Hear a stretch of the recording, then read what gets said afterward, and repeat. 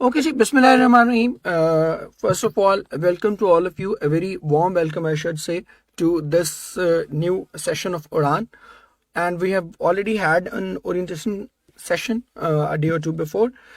Today, we are going to start our first lecture, and I am your instructor, Muzaffar Saeed. And inshallah, I'll be discussing with you uh, the introduction related to MDCAT English, and then we'll have our topic covered, vocabulary building. So, start karte hain hum. Okay, the very first thing you need to do is to know the amount of MCQs you will have in our subject, that is obviously English. In MDCAT, we have total 18 MCQs. Last time इन्होंने revise किए थे, इससे पहले जो है वो हमारे 20 MCQs हुआ करते थे. लास्ट टाइम PMC ने उसको रिवाइज किया है. Now we have 18 MCQs of English. And as far as the questions are concern, आप में से जो बच्चे रिपीटर हैं उनको तो ऑलरेडी आइडिया होगा, और जो फ्रेशर हैं उनके लिए मैं बता देता हूँ कि 4 डिफरेंट तरह के क्वेश्चंस जो है वो आपसे पूछे जा सकते हैं. प्राइमरीली तो 3 डिफरेंट कैटेगरीज हैं, उनमें फिर एक की हम सब कैटेगरीज आगे डेवलप कर देते हैं. जो क्वेश्चंस आपसे पूछे जा सकते हैं मैं आपके लिए लिख देता हूं. If we talk about types of questions, you are primarily asked 3 different types of questions. The number one is, they are actually called vocab-based questions. Now, under vocab-based questions, you can have 2 different styles of questions. The first one is, they can be asked as standalone words, and secondly, they can be asked in the form of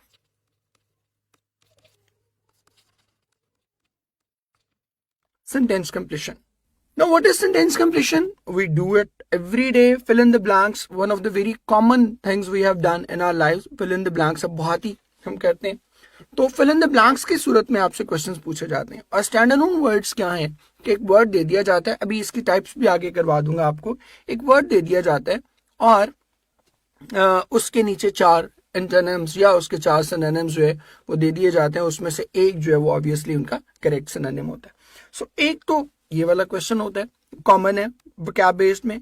the second one we have, they are regarding language और grammar, and that is considered the most difficult. That is called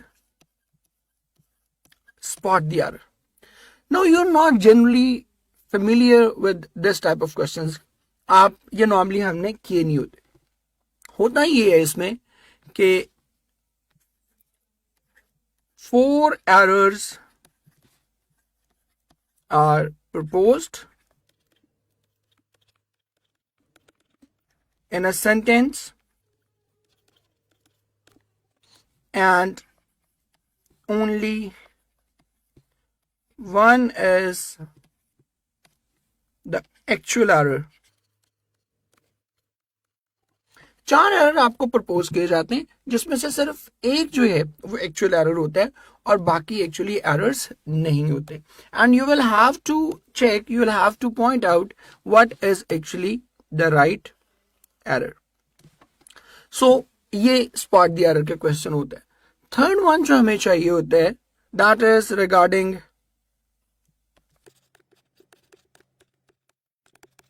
alternative sentences. Now, this is quite common as you have done it in FSC as well. ये error comparatively common है और आपको इसमें normally जो है वो को बहुत ज्यादा प्रॉब्लम जो है वो आपको नहीं आती. होता क्या है इसमें, 4 options are given. 4 options आपको दी जाती हैं, and 3 of the sentences are obviously they are faulty, and you'll have to pick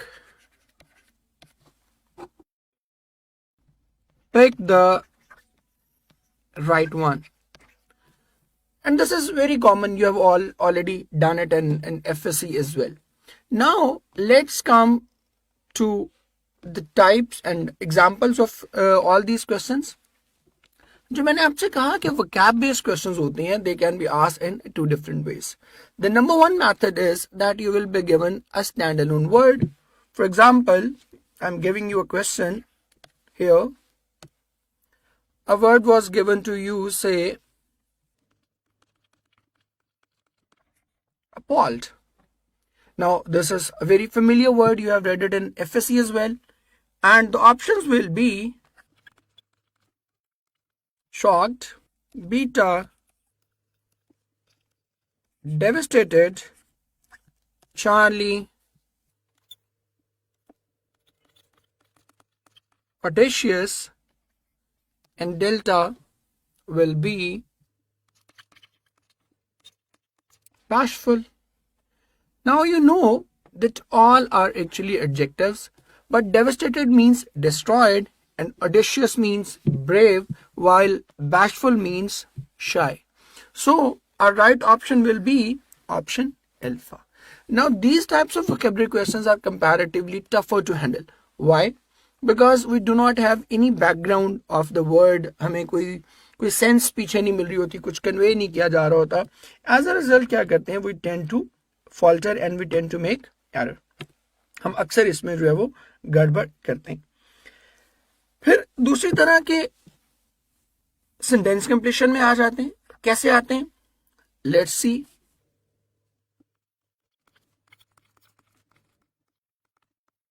The delegation hopes to blank the idea that human rights are not purely internal matter. And the options we have is alacrity, beta,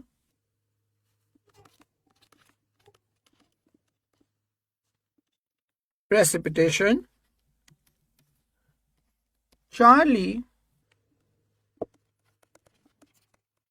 reinforce, and delta, hinder. Now from that you can easily guess that the delegation cannot force someone, cannot hinder someone to realize that human rights are not purely internal matters. And precipitation is a noun, we do not need that. And alacrity, it means purti, chusti. So our right option will be option Charlie. So this is how you can easily guess, because we here need a verb after two. So you can guess that our right option will be reinforce. Let's go to the next type of questions. Now coming back to our next questions or next types of questions, the very important thing you need to know, or the most important, most tricky question about MDCAT is the question of spot the error. अब spot the error क्यों important है? Because हमें normally जो है वो हमने ये किया नहीं होता. For example, एक क्वेश्चन आपको देता हूं. The king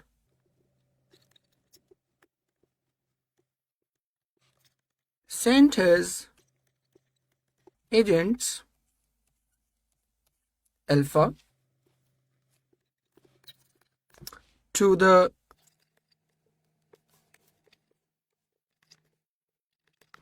bazaars of Damascus, beta, with a view to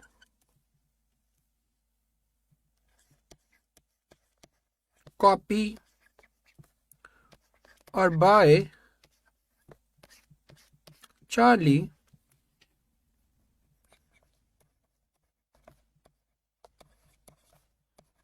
manuscripts, and that is delta. Now you have been given 4 options: alpha, beta, Charlie, and then delta. These are the proposed errors, but out of these 4 only one of them will be the actual error. 3 चीजें जो हैं वो error नहीं होंगी, and you will have to point out the right error. और इसको मैं कहा करता हूँ, इसको बड़ा मैं एक फनी नेम दिया करता हूँ कि इट इज एक्चुअली सही वाली गलती. उर्दू में लिख रहा हूं. नाउ यू नो गलती इज नेवर अ सही थिंग टू डू. कभी भी ठीक चीज नहीं होती. But here you will face a very interesting thing that you will have to point out the सही वाली गलती, कि जो एक्चुअली गलती है. अब एजेंट्स यहाँ पे it has nothing to do, it is absolutely all right. Damascus भी obviously because it's a proper noun, तो डी इसका कैपिटल ही आएगा. मैन्युस्क्रिप्ट्स भी बिल्कुल क्या है, ठीक है. The correct option we have is C, because with view to is a preposition. तो उसके बाद क्या लगता होता है, उसके बाद हमने यूज करने gerund. So what will be the right option to do here is copying or buying. It cannot be copy or buy. Although it looks, apparently हमें ये लग रहा है कि यहाँ पर copy और buy बिल्कुल ठीक है, बिकॉज टू के बाद हम नॉर्मली क्या यूज कर रहे होते हैं, first form of verb use कर रहे होते हैं. बट यहां पर जो टू है it is being used as a preposition, and that is why we will use copying or buying, because we know after preposition we use gerund. हम जो है we use gerund. preposition के बाद gerund लगता है. For example मैं एक और एग्जाम्पल भी आपको दे देता हूं कि he is used to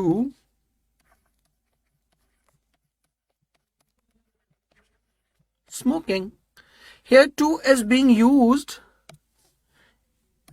as a preposition, and that is why we're not using smoke. हम smoke नहीं कर रहे, हम क्या कह रहे हैं, हम smoking यूज कर रहे हैं, बिकॉज preposition के बाद क्या लगना है, gerund लगना है. So this is how you can differentiate between the correct errors. अब हम आगे बढ़ते हैं. The last one is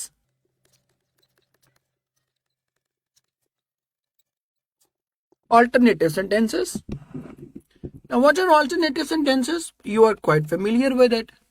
आप करते हो FSC में भी. If I say one can learn his lessons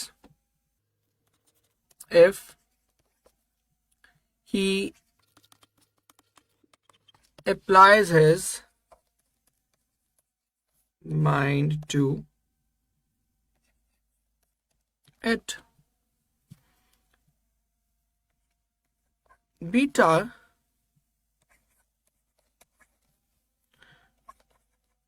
one can learn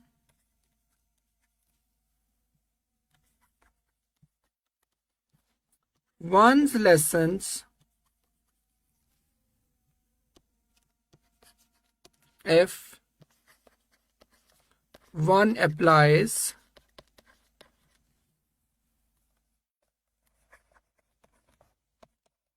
one's mind to it. Charlie is one can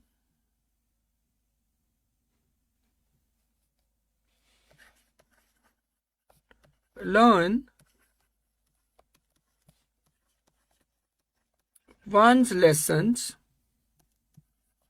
if one applies one's mind to them, and delta,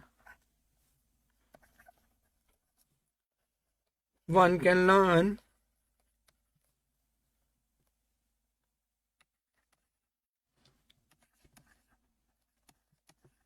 her lesson if she applies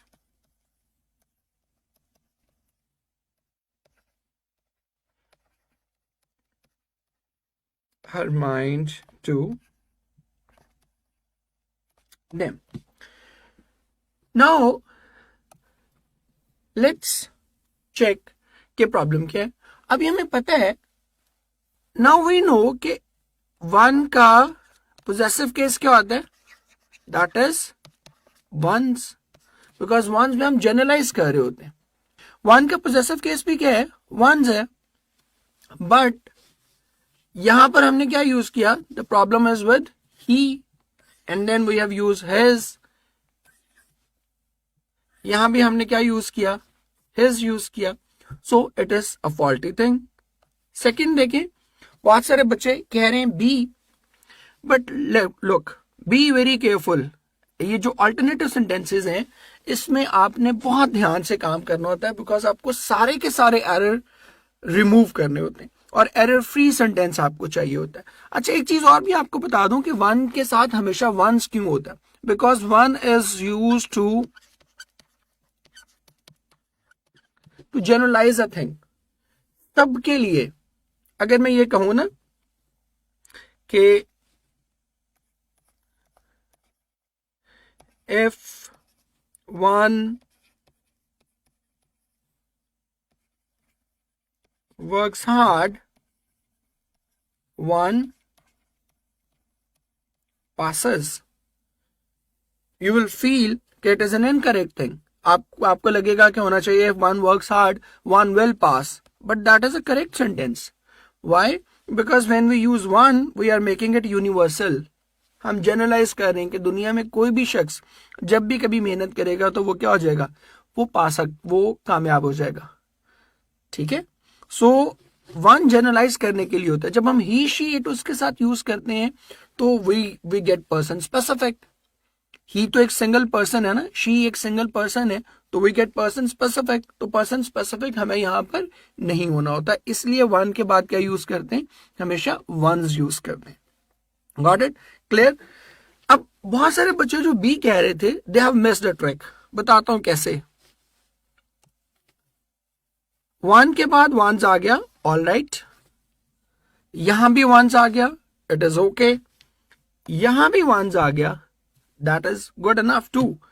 But here we have it, that is an error, because we are talking about lessons and it is being used for lessons.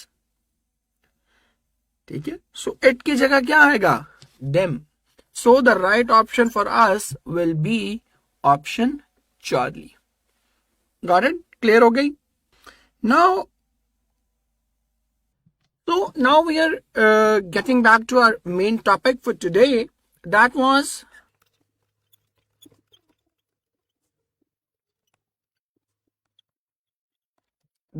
actually vocabulary building, or I should say how to build your vocab. बड़ा important है, and it is even more important because जब आप FSC में इसको कर रहे होते हो तो नॉर्मली अच्छे लोग हर जगह मौजूद होते हैं, बट नॉर्मली हमारे टीचर्स क्या करते हैं, जब आप उनसे पूछते हो कि सर सिनोनिम्स कैसे याद करने हैं, तो आप जरा दिल पे हाथ रख के बताइएगा.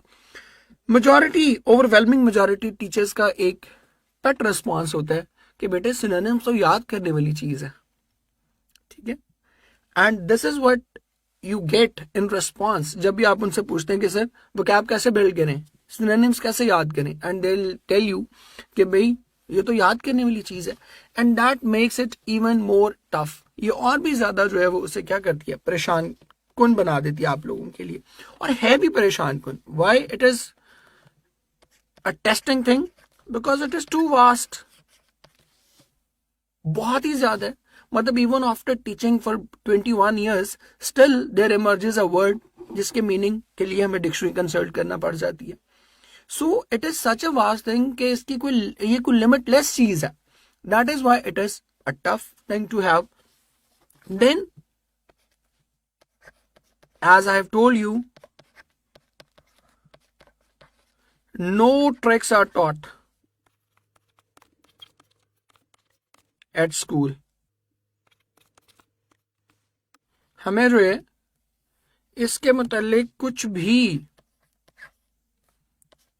स्कूल में, कॉलेज में, एफएससी से रिलेटेड कुछ भी चीजें ऐसे बताई नहीं जाती. सो इसको कैसे मैनेज करने, इसके लिए मैं आपको एक फॉर्मूला दे रहा हूं.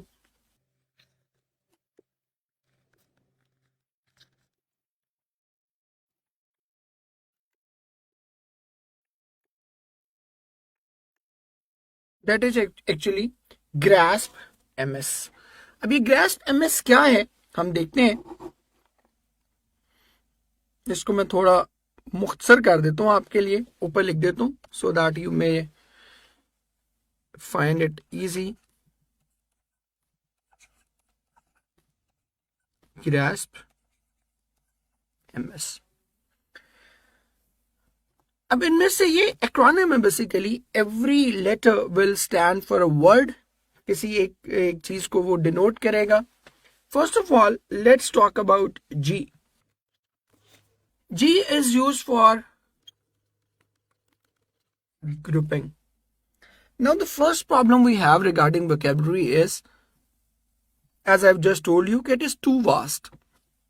अभी तो पीएमसी ने इनिशियली 200 वर्ड्स की लिस्ट दी थी, बट 2021 और 2022 के सिलेबस में उन्होंने वो लिस्ट जो है वो रिमूव कर दी.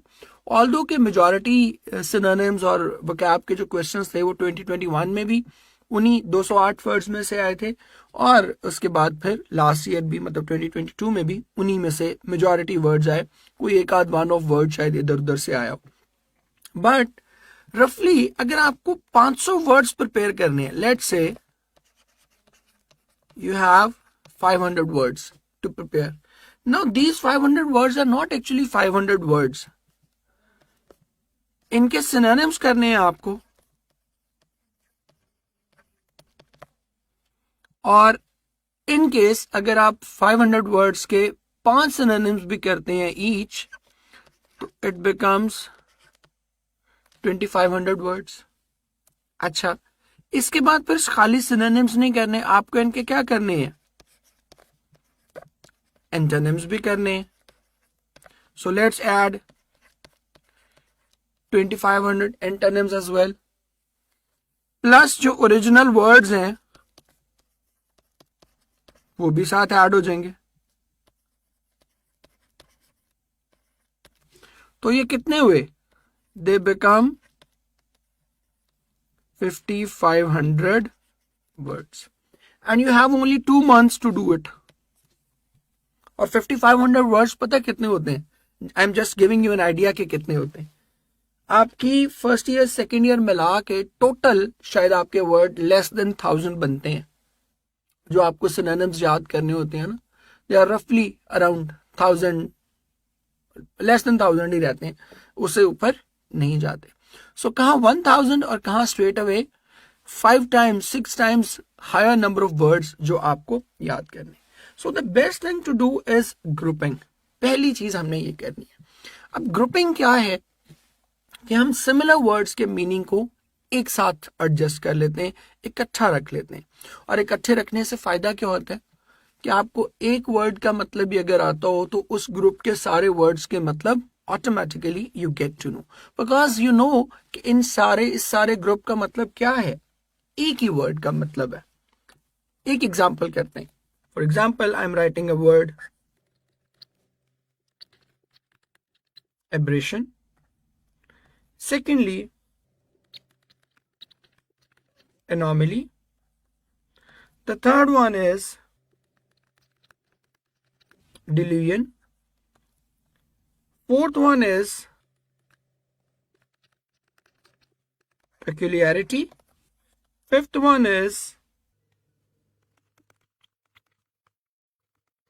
digression. Sixth is transgression. Seven is quirk. Now I have written 7 words, और इन 7 words में से majority words के meaning आपको नहीं आते होंगे, ठीक है? But let's see if I use a word. Let me differentiate it. Now, if you do not know the meanings, you'll have to remember how many words. 7 into 5, 35. Plus 35 antonyms. So you'll have to remember 70 words. But now I am changing the thing. On the 8th, eccentricity. Now you have read that word. खासतौर पे जो पंजाब के बच्चे हैं उन्होंने तो बहुत पढ़ा होगा. eccentricity क्या है? वेरिएशन, आम से कुछ हट के करना, कोई खिसका हुआ आदमी, आपने वो पढ़ा हुआ है. Maybe some eccentric millionaire is playing games with the people. ठीक है, तो eccentric means भटका हुआ.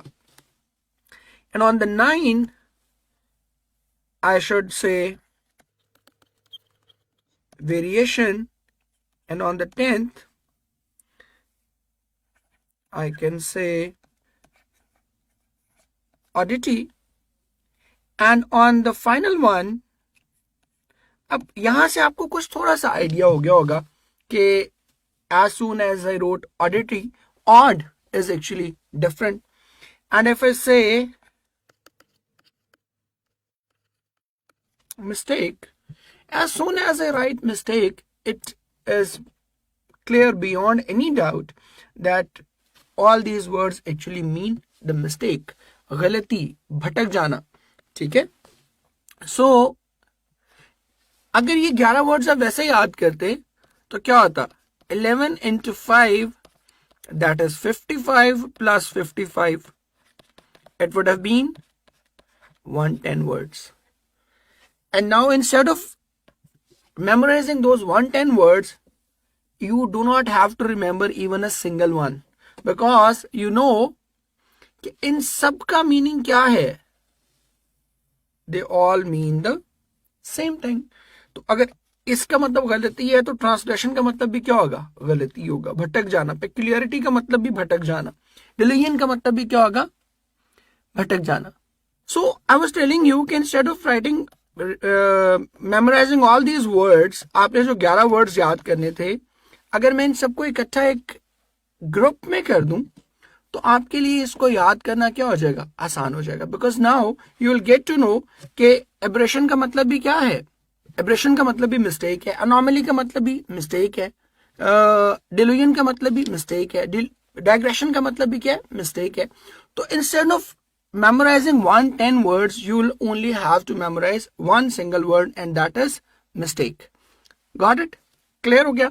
अच्छा, अब आप में से कुछ बच्चों का क्वेश्चन था कि सर इनको याद कैसे करना है. Remember we are just at the first letter. ठीक है, अभी पहले लेटर पे हैं. अभी हमने ये पूरा जो है वो सॉल्व करना है, हमने पूरे का पूरा फॉर्मूला. ठीक है, एक ग्रुप हम और कर लेते हैं जस्ट फॉर डिस्कशन. अगर किसी बच्चे को नहीं समझ आया तो दोबारा देख लें. For example, if I say absolution, then exculpation, Charlie, exoneration, fourth, reprieve, fifth,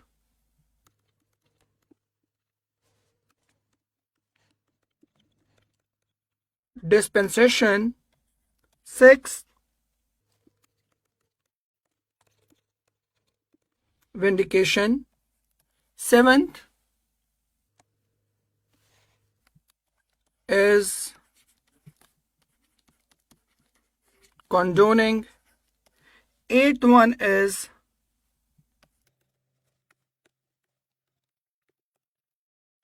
purgation. अब जो पॉइंट आपको क्लियर करना चाह रहा था वो देख लें. अब आपको इन वर्ड्स का मतलब नहीं पता होगा ना, ठीक है. एब्सोल्यूशन का मतलब नहीं पता होगा, एक्सकल्पेशन का, एक्सोनरेशन का, रिप्रीव का, डिस्पेंसेशन का, एंड सो ऑन. अब ये 8 वर्ड्स हैं. अगर हम उस फॉर्मूला पे ही अप्लाई करें कि हर वर्ड्स के आपको 5 सिनोनिम्स याद करने हैं, तो you will have to memorise 80 words actually ना. अब हम क्या करते हैं, अगर हमने वो सारे वर्ड्स ग्रुप किए हुए हैं तो उस ग्रुप में एक वर्ड फॉर एग्जांपल आ जाता है pardoning. As soon as you get pardoning, pardon means माफी, या एक वर्ड उसमें आ जाता है remission. As soon as you will get remission, you will get to know कि इन सब का मतलब भी क्या है, remission of fine. So माफी, तो इन सब का मतलब भी क्या होगा, without any doubt within a single second you will get to know कि इन सब वर्ड्स का मतलब क्या है. इन सब वर्ड्स का मतलब भी माफी है. बिकॉज ये ग्रुपिंग हम किस बेस पे कर रहे हैं, that grouping is done on the basis that they have the same meaning. ठीक है, हमने ये ग्रुप बनाया ही इसीलिए है कि इन सब के मीनिंग सेम है. सो इसमें से किसी एक वर्ड का मतलब भी पता लग जाएगा तो बाकी वर्ड का मतलब बिल्कुल क्लियर हो जाएगा. फिर आपको उन वर्ड से सिर्फ एक फेमिलराइज होना पड़ेगा, थोड़े देखने पड़ेंगे, बाकी उनका मीनिंग ऑटोमेटिकली आपके लिए अवेलेबल होगा. नंबर 1. नंबर 2, जब हम ग्रुपिंग के बगैर याद करते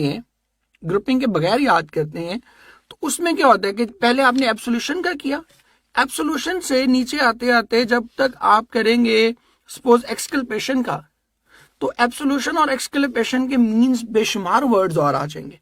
ठीक है, डिस्पेंसेशन और विंडिकेशन के बीच बेशुमार वर्ड्स आ जाएंगे, कंडोनिंग और परगेशन के बीच भी बेशुमार वर्ड्स और आ जाएंगे. ठीक है, सो दैट इज व्हाई वो जब तक हम कंडोनिंग से परगेशन पे पहुंचेंगे तो कंडोनिंग जो है वो क्या होगा, वो बिल्कुल आपको भूल चुका होगा. सो जब हम इन सबको इकट्ठा याद करेंगे तो उसका फायदा क्या होगा, एक तो सबके मीनिंग सेम है, दूसरा एक जो सबसे बड़ा एडवांटेज है वो ये कि अगर वो आपको फॉर एग्जांपल वो पूछता है आपसे परगेशन, ये क्वेश्चन में आ जाता है, तो उनके सिनोनिम्स कितने के दे लेगा, उसके सिनोनिम में क्या आ जाएगा, एब्सोल्यूशन, एक्सकल्पेशन, एक्सोनरेशन, रिप्रीव, विंडिकेशन, डिस्पेंसेशन. ठीक है, ये सब जो है उसके सिनोनिम्स होंगे. तो विद इन वन गो आप इन सारे वर्ड्स के सिनोनिम्स और इंटरनिम्स आप क्या करोगे, वो याद कर लेंगे. ठीक हो गया. So this is the first thing you can do कि आप उनको क्या करेंगे, उनको ग्रुप कर लेंगे. Our next our next letter I should say was R. R stand for root words. अब इंग्लिश में ये बहुत ध्यान से सुन लीजिएगा, दे आर वेरी इंपॉर्टेंट और आपको बहुत ही हेल्प आउट करेंगे ये वर्ड्स. रूट वर्ड्स क्या है कि ये जिस भी वर्ड के साथ लगेंगे उसका मीनिंग क्या हो जाएगा, they will convey the same meaning. आपको मीनिंग गेस एटलीस्ट आप कर लेंगे उससे. For example, if I right a ward side, it means killing. अब ये आप जिस वर्ड के साथ मर्जी लिखेंगे इसका मीनिंग यही रहेगा.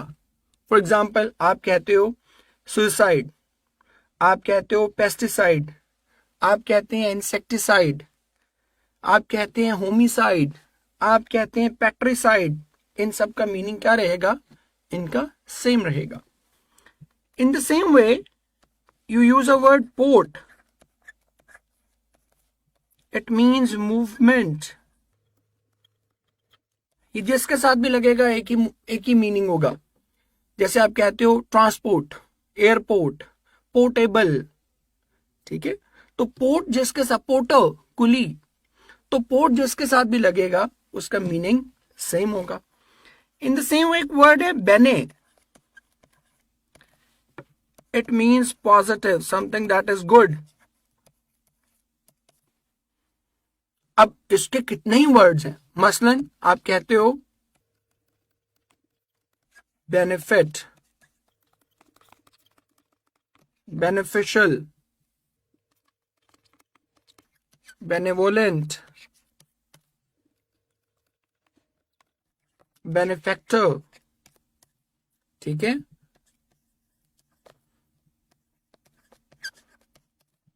Beneficiary.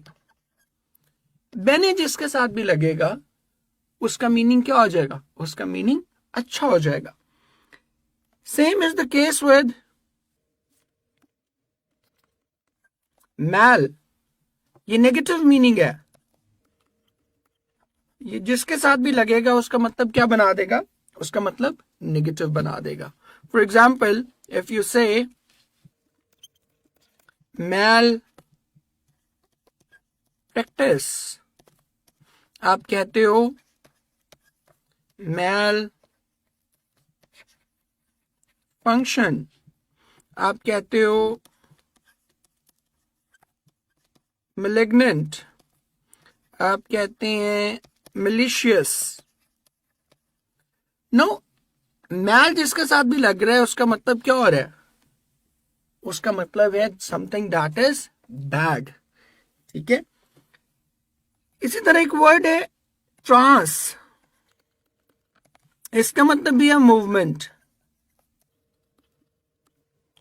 Trans, it is movement. अब जैसे आप कहते हो ट्रांसपोर्ट, आप कहते हो ट्रांसेंड, ट्रांसेंड क्या है, आगे गुजर जाना। ट्रांजेक्ट, ट्रांजैक्शन। तो ये जितने भी वर्ड्स हैं, ट्रांस से रिलेटेड वर्ड जितने भी आएंगे, they will all mean movement. अब इनका इम्पैक्ट क्या आएगा, इस वर्ड को जान लेने का फायदा क्या होगा, फायदा ये होगा, फॉर एग्जाम्पल मैं आपसे एक क्वेश्चन कहता हूं, ही tried his best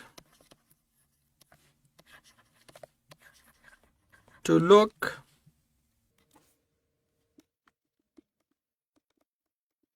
gracious and sober, but I was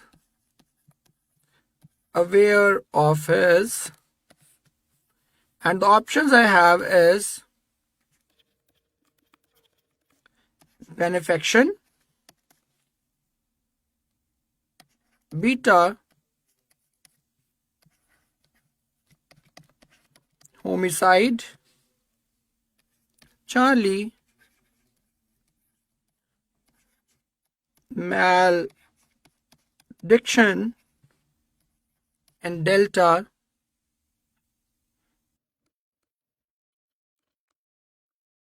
transaction. Now you can easily judge that they can try to look gracious and somber. ये दोनों words क्या हैं? They are positive word. And now we have but. But क्या करता है, पहले वाले word जो होता है उसको क्या करता है, oppose कर देता है। So we are trying to find a negative word. Now benefaction cannot be an option. बिल्कुल भी option नहीं बन सकती। Homicide, side is killing. Killing से तो उसकी अपनी किलिंग हो जाएगी, तो फिर तो वो कैसे ग्रेसफुल और ग्रेशियस या सोबर कैसे लगेगा। Transaction, we know it is something related to movement, and our right option will be malediction. Now you are not aware, probably you will not be aware of the meanings of malediction, but this is my job as a teacher, as a trainer, कि मैं आपको इतना equip कर दूं कि आपको meaning ना भी पता हो तो you should be able to mark the right option. In the orientation session, I already told you कि इन 2 महीनों में आपको कोई शेक्सपियर या जॉन मिल्टन नहीं बनना, आपको उस गिवन जो आपका एक फ्रेमवर्क दिया हुआ है ना, उसके अंदर रहते हुए आपने एक्सपर्ट होना है, and for that you need tricks. वो आपसे नहीं रिक्वायर कर रहे कि you must know the meaning of malediction, ठीक है, बट दे रिक्वायर यू कि आपको ये फिल इन द ब्लैंक सही फिल करनी है। आपको इसका मतलब पता है, नहीं पता, इट डजंट मैटर। अगर आपने एमसीक्यू सही मार्क कर दिया, यू आर गुड इनफ, आपको वो कोई भी कुछ नहीं कहेगा। ठीक हो गया जी। सो ये तो था इसका second part, Now we are moving to our third thing, association. That is the most important and most interesting part. कैसे करनी है? हर वर्ड का ना कुछ आपको मजे की एसोसिएशन आपको बता दूंगा जिससे आपको याद रहेगा. For example, we have done a word aberration. No aberration के अंदर ही मौजूद है err. Err means error. So aberration means error. Got it? So इससे आपको अंदाजा हो जाएगा. फिर हम कुछ उसके बारे में जोक्स भी बना लेंगे. For example, there is a word, ये सुनिएगा बहुत मजा आएगा. देयर इज अ वर्ड अले. अले का मतलब होता है पैसिफाई करना, काम डाउन करना, किसी को जरा तसल्ली देना. Now how can you learn it? You can learn it by remembering कि हमने बच्चे को जब चुप करवाना होता है तो हम उसे क्या कहते हैं? हम उसे कहते हैं अले अले अले अले, मेरा बच्चा, मेरा पारा, मेरा सोना. ठीक है, अले अले अले. तो उससे आप याद कर सकते हो how to allay a children by calling him allay allay allay. So that can be remembered. Then we have a word, for example, absolution. हाँ जी, अब ये याद रहेगा. हाँ, मेरा पारा, मेरा सोना. ठीक है, लेकिन ये बच्चों को ही कहना है आपने, मेरे बच्चों. ठीक है, ये इसको कहीं गलत जगह पर आपने इस्तेमाल नहीं करना. ये बहुत जरूरी है. ठीक है, बाद में कुछ भी हो तो वो मेरे पे आपने जिम्मेदारी नहीं डालनी है आपने कि सर आपकी वजह से मुझे चपेड़े पड़ी हैं. ठीक हो गया मेरे बच्चों?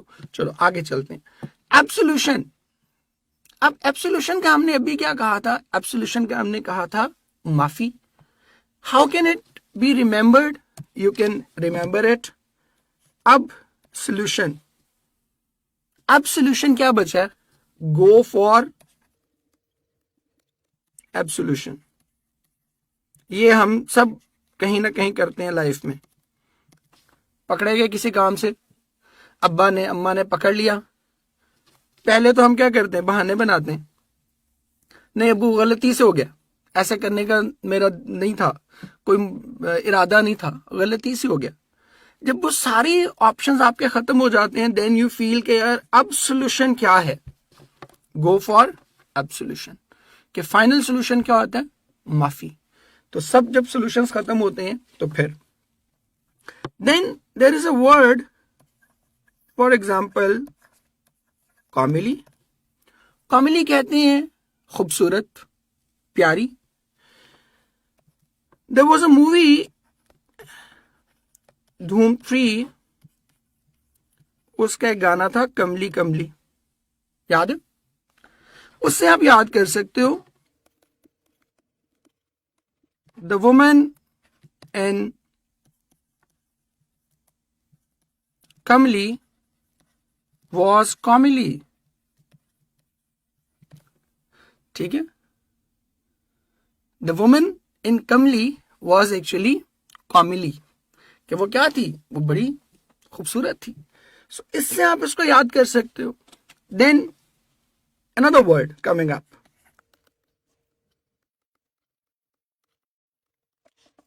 dilapidated. Dilapidated, how can you remember it? You know it means worn out, थका हारा, बर्बाद शुदा, तबाह हाल. ठीक है, how can you remember it? You can use dil appai dated. Appai means one-sided. वो दिल who dated one-sided will ultimately be worn out. कहीं बैठा क्या होगा? दुखी गाने सुन रहा होगा, कहीं पुराने सॉन्ग्स, सैड सॉन्ग्स. ठीक है, दिल आपे डेटेड. सो दिल आपे डेटेड. ठीक है, कि दिल वो जो सिंगल हैंडेडली एक ही तरफ वन साइडेड ही चला रहा, वो अल्टीमेटली क्या होगा? दैट दिल विल अल्टीमेटली बी डिलैपिडेटेड. ठीक है, and the last one I am choosing in that regard is atrophy. You all know it means weakness. आपकी बायो का वर्ड है. Now how can you remember it? You can remember it. ए मुंह ते trophy. होता ना, आप खेल रहे हैं, कोई बड़े ही कोई कमजोर दुबला पतला सा, मीनिंग दुबला पतला सा कोई बच्चा होता है और वो कहता है मैं ट्रॉफी जीतूंगा, एंड यू से ये मुंह और ट्रॉफी. अब आप उसको यूं क्यों कह रहे हैं, ए मुंह ते ट्रॉफी क्यों कह रहे हैं? Because he is having a trophy. So this is how you can remember the words. और अब अगली बात आपको बताने लगूं, बड़ी इंपॉर्टेंट. ओवर द इयर्स मैंने thousands and thousands of words ऐसे हैं जिनके mnemonics बनाए हुए हैं. So if we are going to have 200 plus words or even 500 plus words, आपको each and every word का कोई ना कोई mnemonic, कोई ना कोई इस तरह की association जो है वो आपको मेरे एंड से जरूर मिलेगी. Got it ji?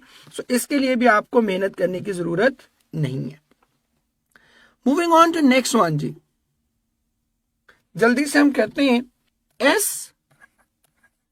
is actually sentences. अब sentences बनाने क्यों जरूरी है? Because you should know the structure of a sentence. आपको सेंटेंस का स्ट्रक्चर जो है वो पता होना चाहिए. चलें, थैंक यू मेरे बच्चों. स्ट्रक्चर ऑफ सेंटेंस आपको पता होना चाहिए. Suppose I'm talking about like, सबसे पहले हम क्या यूज करते हैं? एडजेक्टिव. देन हम यूज करते हैं नाउन. तब हम यूज करते हैं suppose helping verb. Then we use verb. Then we go for preposition, and finally we use noun or object. ये बहुत समझने वाली चीज है, बहुत ध्यान से इसको समझ लीजिएगा. Let's see. An anxious boy was waiting for the bus. अब ये स्ट्रक्चर क्यों जरूरी है? स्ट्रक्चर इसलिए जरूरी है कि से अगर वो आपको यहां ब्लैंक दे देता है तो यू नो कि एडजेक्टिव के बाद मैंने क्या यूज करना है. वी नो कि एडजेक्टिव के बाद क्या आएगा? नाउन आएगा. फॉर एग्जाम्पल वो आपको यहां ब्लैंक दे देता है, यू नो कि ये नाउन है, सब्जेक्ट है, तो इसके बाद क्या लगना है? इसके बाद क्या लगना है? Obviously we need verb. And sometimes वो जो नीचे हमारे पास ऑप्शंस आ रही होती हैं उनमें एक या दो ही रेलेवेंट पार्ट्स ऑफ स्पीच दिए होते हैं. अदरवाइज आपको पार्ट्स ऑफ स्पीच रेलेवेंट दिए ही नहीं होते. मतलब अगर एक ब्लैंक में एडजेक्टिव लगना है ना, तो नीचे एडजेक्टिव दिए ही दो होंगे. दो आपको अगर ये पता लग जाए कि दो एडजेक्टिव्स नहीं है तो आप ऑटोमेटिकली उनको क्या कर सकते हो? उनको आप एक्सक्लूड कर सकते हो. उनको उसमें इंक्लूड करने की जरूरत ही आपको नहीं रहेगी. सो इसलिए सेंटेंसेस जो हैं वो बहुत इंपॉर्टेंट है बनाना. अब आगे बढ़ते हैं और देखते हैं लास्ट वन कि सर ये पता कैसे चलेगा पार्ट्स ऑफ स्पीच का. That is the final part, grasp का. That is parts of speech that you must know. अब पार्ट्स ऑफ स्पीच की अपनी फॉर्मेशंस हैं. For example IUN is the formation of noun. इसकी बेशुमारी आपको मैं एग्जांपल्स दे सकता हूं. फॉर एग्जांपल हमने अभी किया एब्सोल्यूशन, हमने अभी किया कॉम्प्रिहेंशन, हमने अभी किया जनाब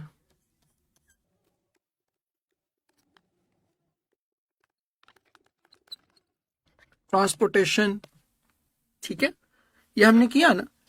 इसी तरह फॉर एग्जाम्पल कुछ और भी हम देखते हैं. URE फॉर्मेशन है नाउन की.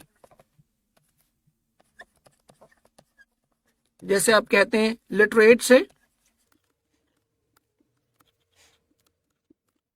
लिटरेचर, आप कहते हो डिस्क्लोज से या क्लोज से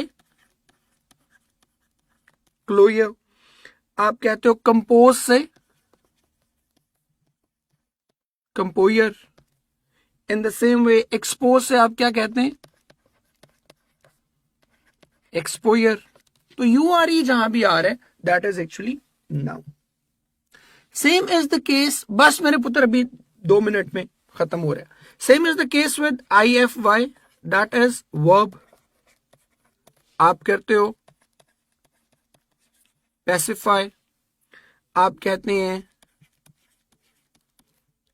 मॉलिफाई, आप कहते हैं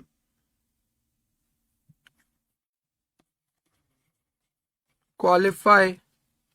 इन the same way A T E भी किसकी फॉर्मेशन है, that is the formation of verb. For example आप कहते हैं मिटिगेट, आप कहते हैं एमिलियोरेट। आपको इनके मीनिंग अभी नहीं बता रहा, डिलिबरेटली नहीं बता रहा, ठीक है, डिलिबरेटली नहीं बता रहा, बता दूंगा। मिटिगेट, एमिलियोरेट, ठीक है, कॉन्टेम्पलेट। तो ये किसके हो गए, ये सारी फॉर्मेशंस किसकी होगी, these are the formations of verb. इसी तरह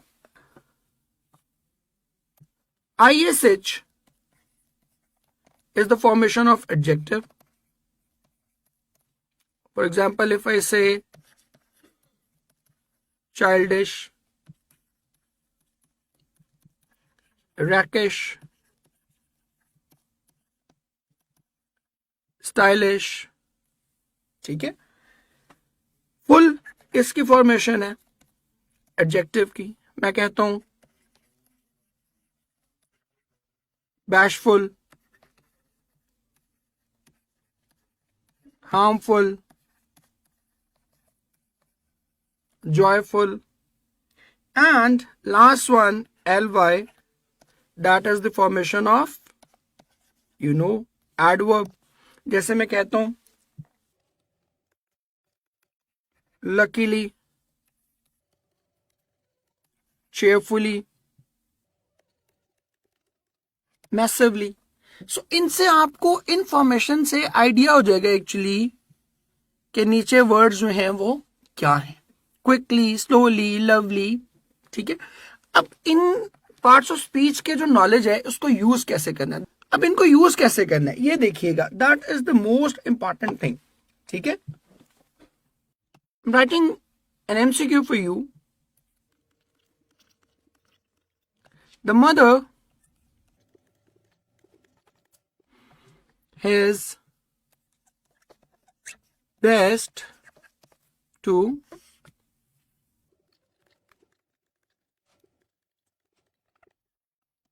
but he did not listen. The options we have are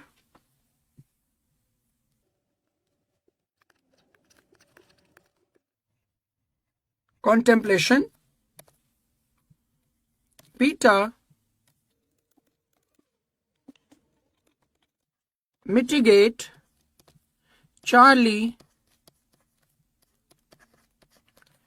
Rakesh, and last one Delta,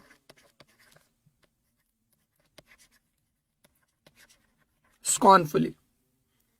Now what can be the right option? Why? What is the meaning of mitigate? How can you use CISH, that is actually adjective, और हमें to है ना, to के बाद हमें क्या चाहिए होती है, we need a form of verb, verb should be there, ठीक है। तो contemplation में क्या है, that is IUN। हमें नहीं भी पता ना contemplation का मतलब, तो we do not know, हमें जरूरत ही नहीं है उसके जानने की, because on the basis of our parts of speech knowledge we got to know कि ये क्या है, that is a noun. IUN क्या है, नाउन है। ISH क्या है, that is actually adjective. Scornfully, ly, that is actually adverb. तो हमें इसके बाद क्या चाहिए था? We need a verb.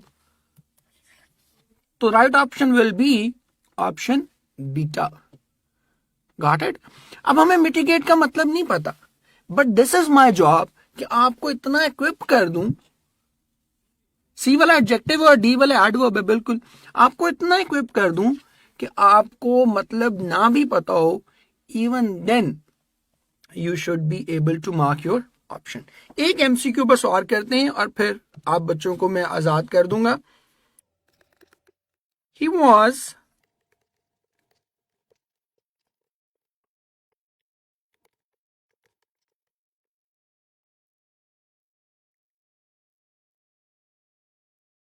guilty of blank, and the options we have are